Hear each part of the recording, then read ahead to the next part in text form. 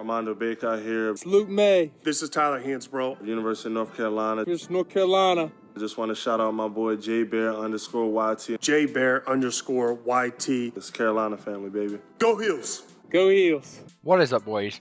Welcome back to another video. Today, we're doing our ACC Football Predictions.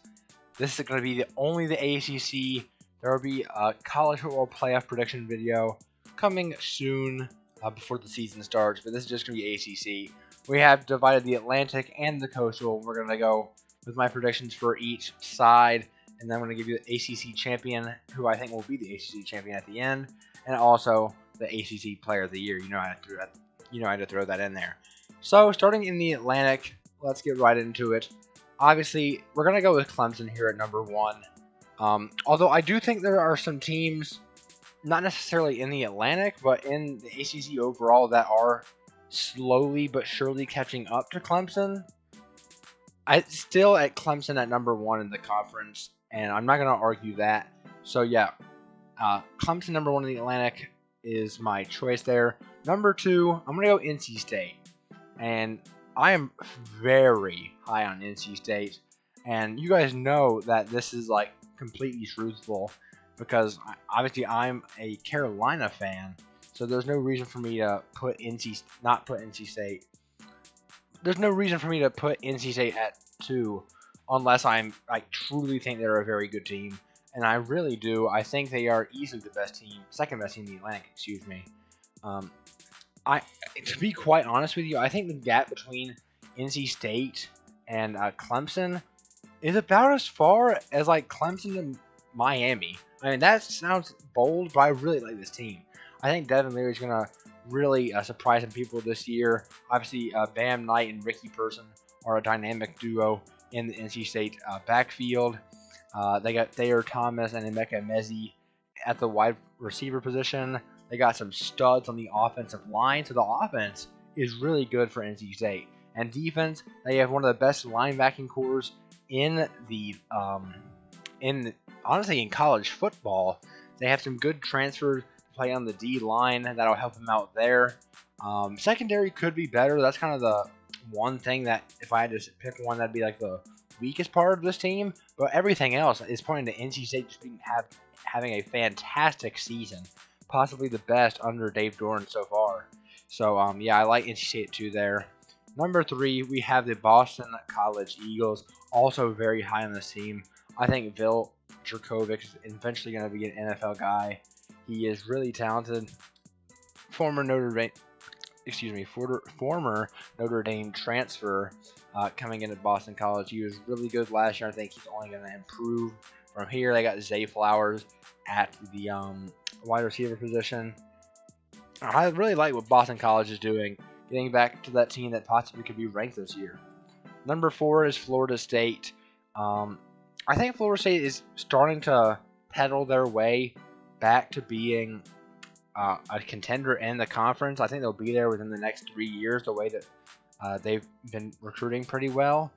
But I'm not there yet with them. I'm curious to see what we can get from Mackenzie Milton, being that he hasn't played in a while and he's transferring to Florida State. We don't know how it's going to go. Mike Norvell, some questions about him, if I'm being honest. So it's a lot of question marks, but it's definitely a really talented roster. And we always know that Florida State produces NFL guys no matter what. So they're going to have them finishing 4th there in the Atlantic. 5th, we have Louisville. Not very high on Louisville. But honestly, a lot of people have them at 6th in the Atlantic. And I'm higher than them than the team I have at number 6. So yeah, number 6 is Wake Forest, and number 7 is Syracuse. I'm not with the injuries that Wake Forest has had. I don't think they're going to have a great season. I really don't. It's not the coaching, and it's really I think Sam Hartman is actually a pretty decent quarterback. It's just pretty much everywhere else. They lost Sage Surratt. They lost V. Basham. I think they're going to have a little bit of a struggle of a season. And Syracuse, obviously, unfortunately, this is probably going to be Dino Babers' last year in Syracuse. This is not a very good team. And let's get over here into the Coastal. Obviously, well, not obviously. Obviously for me, but probably not for a lot of people necessarily. It's going to be UNC at number 1. I know most people have UNC favored in the Coastal, but you'll see a couple of Miami's in here. I've seen a couple Pitts in here as well, which I just don't see happening. But anyways, yeah, Carolina first in the Coastal.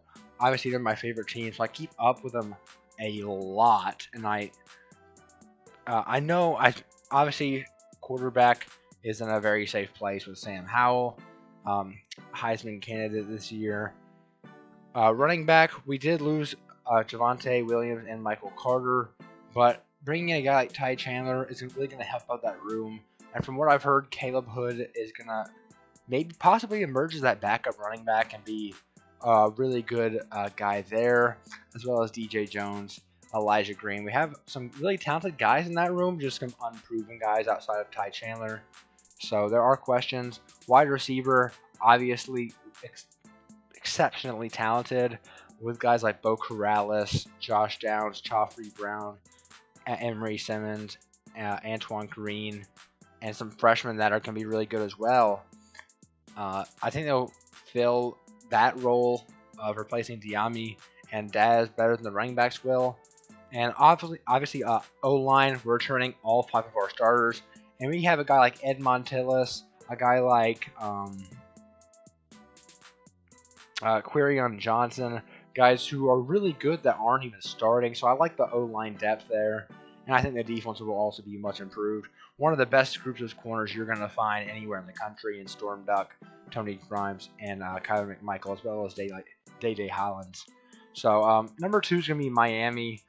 I'm not as high on Miami. I'm not sure we're going to get from De'Aaron King after that unfortunate ACL tear in the bowl game.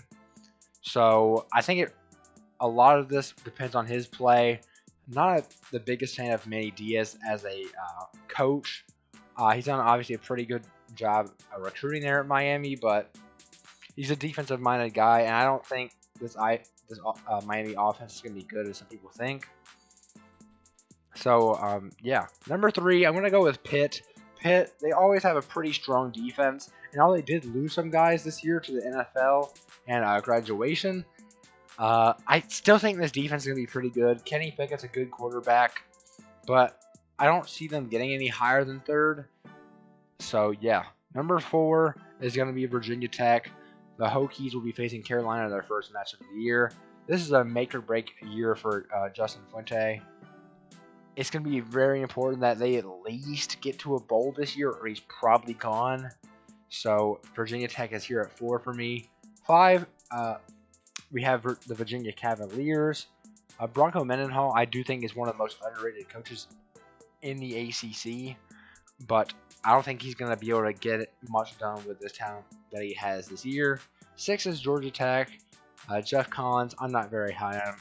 I expected more to this point, but we haven't got it. And Duke is at 7th. Probably the 2nd worst team in the ACC, just ahead of Syracuse, mainly because of Mateo Durant being at running back. That's pretty much the only reason. But yeah, that's my predictions for the ACC. Division-wise, now when it comes down to UNC and Clemson in the ACC Championship, I know a lot of you want me to say Carolina fans, since a lot of you probably watching are Carolina fans, but I'm going to go Clemson. I think Clemson is not as far ahead as I think Carolina is closer than any team has been to Clemson in the past 5 years. So I like this spot for them to just barely lose this game of the ACC Championship. And for ACC Player of the Year, we have, of course, Sam Howell. Other candidates would probably be like a DJ, U from Clemson, De'Aaron King, possibly, if his ACL tear doesn't seem to be much of a problem. So yeah, that's going to be my ACC predictions. Thank you guys for watching. Please like, subscribe, turn on post notifications, and comment. I'll see you guys in the next one. Peace.